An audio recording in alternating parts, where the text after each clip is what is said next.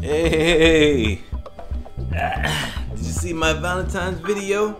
Huh? Did you see my honey dip? Did you see my honey dip? That girl's beautiful, man. Beautiful lady. But now it's time to get back into some serious stuff. It's time to get back to some spooky, scary stories. Now you guys already know, I don't do well with scary stories.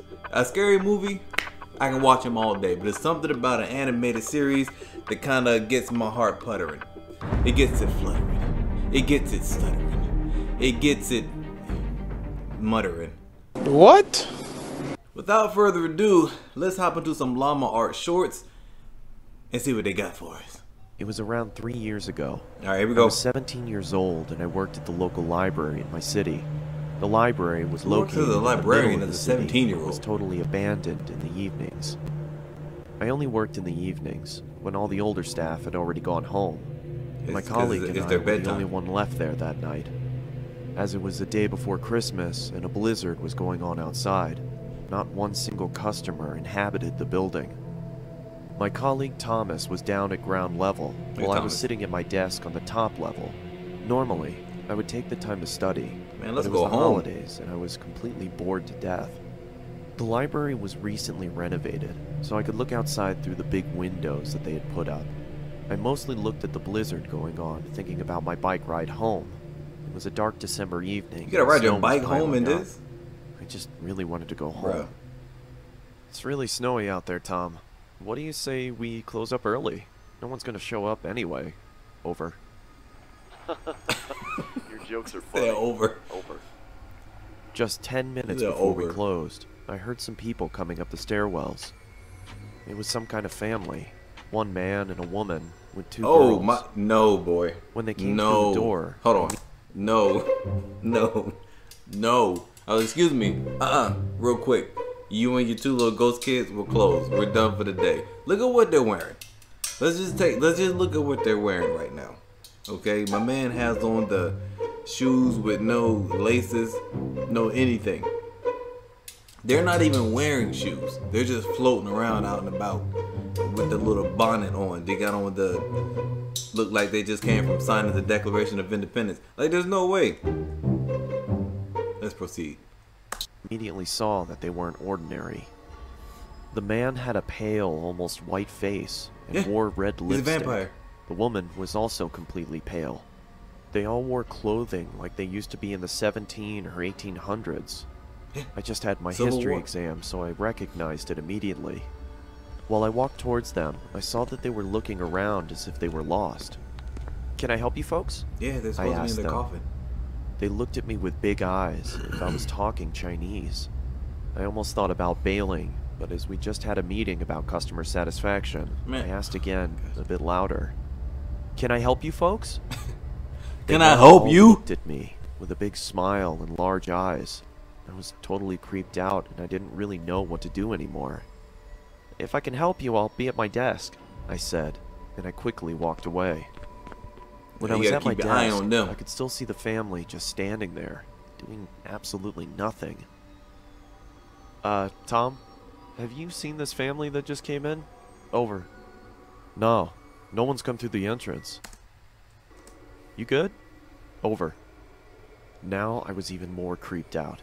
When I looked up, I saw the man walking towards me. From the inside, I could almost cry, but I did my best not to show it.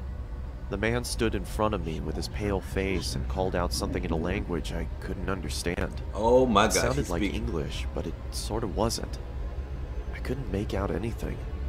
I looked down at my computer to make it look like I was searching, hoping he would just take off.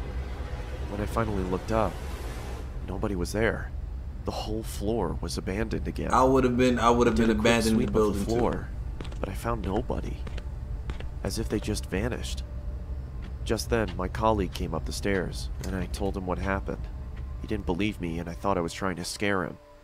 Luckily, there were security cameras in the library, so we could just watch what happened, right? After we closed the library, we went to the security office in the building and looked at the footage from earlier that evening. What I saw then was the creepiest thing ever. I was talking to nobody. Talking to yourself, man. The whole family wasn't on the screen. Look at... Look at... llama's face. He like, boy, you about to get fired, boy. What's wrong with you? Look at his hair and his little mustache. You like, you alright, fam? You good? It was just me, talking to myself.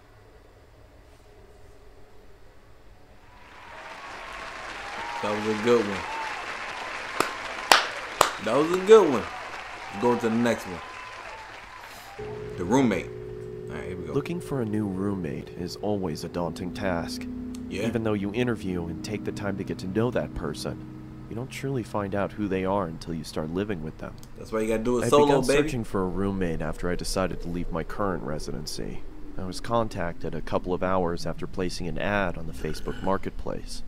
The message read, "Hey Chris, I'll be moving out of my current apartment this August, and I'm looking to room with someone new, as my roommates are moving to California this year. I'm 27 and am currently going to school. When I'm not at school, I enjoy hiking and watching movies. I also apprentice at a taxidermy shop on the days I don't have class. Taxidermy? Hope that's not weird. It's always been a fun hobby. First red flag. Anyway, I'm looking forward to hearing back from you. Have a great day, Lunaire." Pause it. Okay, first red flag, right? Oh, taxidermy? Really? That's what you're doing? Let me make sure I know what taxidermy is. Isn't that stuffing animals? I'm pretty sure it's stuffing animals. Stuffing dead animals. 2 hours later. Yeah, stuffing dead animals. That's what it is. That's for what kind of? Come on, man. You want an apprenticeship at that? I can understand if you're like between jobs or something. You're like, I'm stuffing these pigeons until I get on my feet. You know, I can understand that, but that's like your job. Things you need to ask when looking for a roommate. Boom.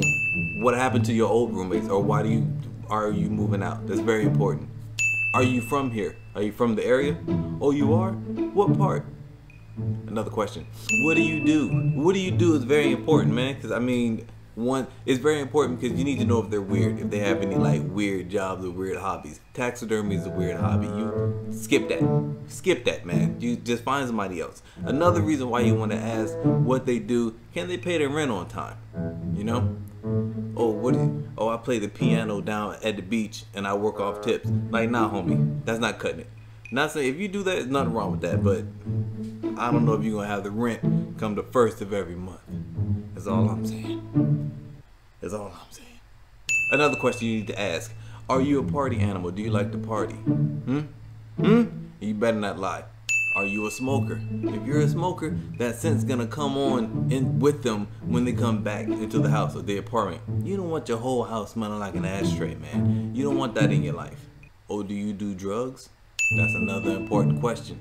Because if they're hopped up on meth, you know, they're going to be making Eggo waffles at 2 o'clock in the morning when everybody else is supposed to be asleep. Because they're, you know, tripping off the drugs. You don't want no druggies. You don't want no druggies. Let's continue. My first and most obvious reaction after reading the message was to check her profile. She was a medium height, had long, messy blonde hair and green eyes. In her profile picture, I saw her standing with a man and a woman shoulder to shoulder. They each adorned goofy grins and held up peace signs. Alright. Under the photo, the caption read, "Love my roommates." I smiled to myself and decided to send her a message back. The sun beat down on us as we hoisted various objects to the second floor of our new apartment. It took us a couple days to get everything out of the moving trucks and into our new place. Are you struggling? But as soon as we did, a wave of relief washed over our sweat-drenched and sore bodies.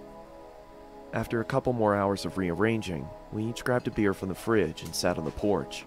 We reminisced about old 90s cartoons and what video games we obsessed over as kids.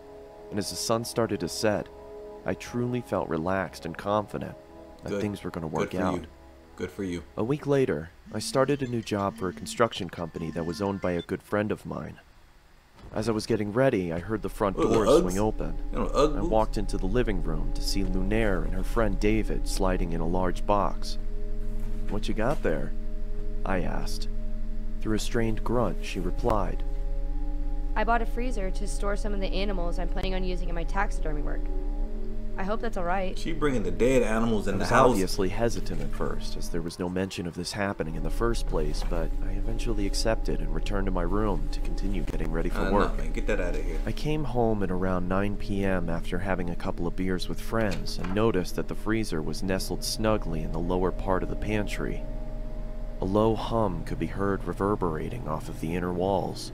You know how much electricity that's going to use? What was inside, big that is? but didn't want to intrude on Lunaire's business. That's what you think about. So I went into my room and changed into more comfortable clothing. How much is it going to cost? After changing, I came back out into the kitchen and started making a sandwich. What's on the floor? I opened the fridge and grabbed what I needed. As I turned around, I stubbed my toe on the edge of the island countertop and let out a long, exasperated grunt. Through my frustration, I slammed the fridge door shut and oh, I had to pause right there. If you've ever stubbed your toe on anything, whether it be night or day or evening, on anything, let me tell you something. I know we've all lost 5 minutes of our life just thinking about how bad it hurt. If you're supposed to live until 2 o'clock, if you're supposed to die at 2:05, after stubbing your toe, you're dying at 2 o'clock. Because it takes 5 minutes of your life. It hurts so bad. I just want to cut my whole foot off and just hold it. I just want to cut my whole foot off and just give it a big hug. Because that's how bad it hurts. Stumping your toe. 5 minutes of your life. Look it up. Checked my toe to see if there was any bleeding. As I raised my head back up, I was greeted by a shadowy figure. Ooh! Lunaire was standing in the doorway leading to her room. The darkness behind her almost seemed to envelop her. Hey, what you doing? Is everything okay? She said in a deadpan tone. Shit, yeah, I'm sorry. I just slammed my toe into the corner of the countertop as I was making a sandwich. I hope I didn't wake you. It's fine. She said, in the same deflated tone as before. Monotone. She then turned Psycho around killer and tone. walked back into the darkness of her room. I could tell that she was pissed, so I quietly made my sandwich and retreated back to my room as well, only hearing the low hum from the freezer as I closed my door. I had the next day off, so I was able to sleep in a little longer than Why are you usual. walking like that? When I finally emerged from my room, I walked into the kitchen to make breakfast. As I opened the refrigerator, I noticed that the light wasn't turning on and there was a lack of cold air escaping from inside. I turned around and flipped the light switch to confirm my suspicion. Sure enough, the power was out. Damn it. That I new muttered freezer. under my breath. Sucking up I all walked the over energy. to Lunaire's room and knocked on her door to tell her about the power outage if she didn't already know, but there was no answer. What kind of shoes are those? I then remembered that she had classes that day and probably wasn't home. I walked back to the kitchen and past the pantry. As I did, I slipped on the floor but was able to catch myself on the countertop. Good catch. What the? I angrily exclaimed as I looked down at the floor trying to figure out what I had slipped on. It was blood. And it started to leak from the corner of the freezer and pool onto the floor. What? I quickly tried to open the freezer to find out the cause of the viscous liquid, but then I noticed that it had a padlock attached to it. I don't remember seeing that before. If it was I ran blood, out to my wouldn't it car and freeze grabbed before my it even toolbox came on out of the back freezer? seat. I approached the freezer and set my tools down on the nearby countertop. I then pulled out a small pair of bolt cutters and snapped through the metal of the padlock. It fell to the ground with a large thud. I creaked open the top of the freezer and was greeted with a putrid stench that permeated my nostrils. In there or something. I quickly pinched my nose and walked away gagging in response. I guess I should have realized that was going to happen, I muttered to myself in between gags. After gaining my composure, I grabbed some gloves from under the sink and started taking inventory. I could see a couple of dead birds and plastic bags wedged into the corners of the freezer. I took each bag out and set them in the trash can nearby. That's when I noticed that the blood was coming from the corner of the larger black bag. Oh, it I don't didn't know freeze, so why. the power's out, that's I why. decided to open the top of the bag and peer inside. I was greeted by large, milky white eyes. Oh my a gosh. swollen black tongue surrounded by cracked and bloated lips, and the matted hair of a human head. I swiftly dropped the bag and fell backwards onto the floor. My breathing had ceased to exist, and I grabbed the trash can next to me and expelled my disgust into it. I then ran out the door, got into my car, and called the police. As I sat in the interrogation room with a blanket over my shoulders, I couldn't help but think about the face I'd seen. It looked so familiar.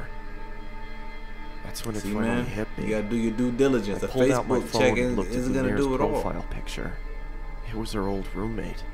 The one she said was moving She killed to the California. roommate. Man, you was about to be next. Making When that sandwich. the detective entered the room, she started the questioning process, asking me if I started noticing any weird behavioral occurrences around the apartment. Yeah, I stubbed my toe the other day, and she creepily stood in the doorway.